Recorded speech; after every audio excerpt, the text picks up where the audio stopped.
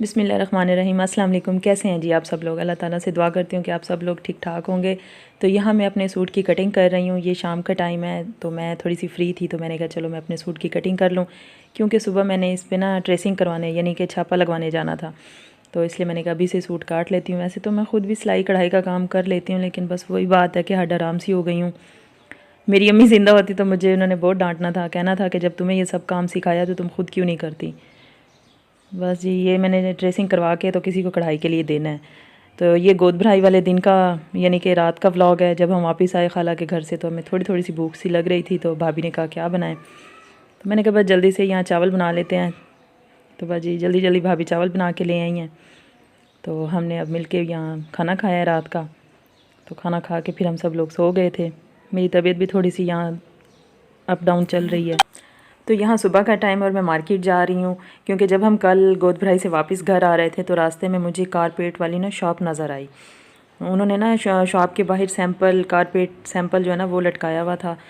तो मुझे वो बहुत पसंद आया। तो वो शाम का टाइम था और शॉप बंद भी हो रही थी और मेरे पास पैसे भी कुछ कम थे। जो पैसे थे वो तो मैं गोद भराई में ख़र्च कर आई।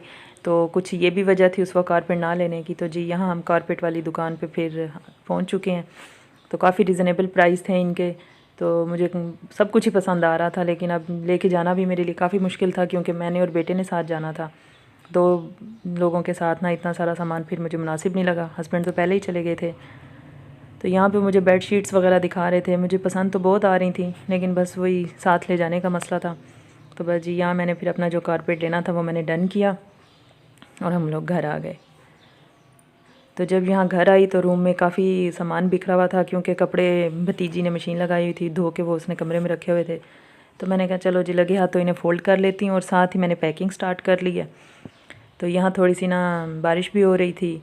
तो मेरे बेटे ने कहा जी मैंने चाय पीनी है, तो भाभी चाय बना रही थी दोपहर की। तो भाभी चाय लेके आ गई, तो बेटा और भाभी दोनों चाय पी रहे हैं मिल के। तो जी पैकिंग से फ्री होके तो अब मैं यहाँ बाज़ार जा रही हूँ। पैदल पैदल हम लोग जा रहे हैं, घर के पास ही था ये बाज़ार। तो मुझे अपने बचपन की बातें और वो वक्त याद आ गया जब मैं ट्यूशन जाती थी। तो इसी पटड़ी के ऊपर खेलते हुए हम लोग जाया करते थे। बस याद आ गया मुझे अपना वो बचपन। और मैं इस पटड़ी के ऊपर पत्थर रख देती थी। जब ट्रेन ने आना तो वो चल पड़ना, ट्रेन चलती थी तो पत्थर उड़ उड़ के गिरते थे और मैंने देख के खुश होना।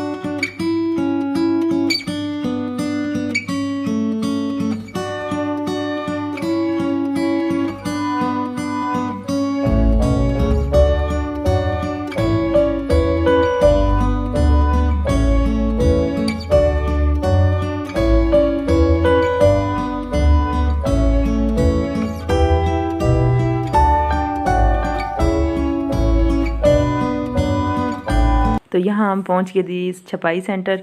सूट को मैंने यहाँ छपाई करवाया और जो भी मार्केट के छोटे मोटे काम थे वो ख़त्म किए। और वापसी पे मैंने कहा कढ़ाई करने के लिए कपड़े भी किसी के घर देने थे वो देती हूँ।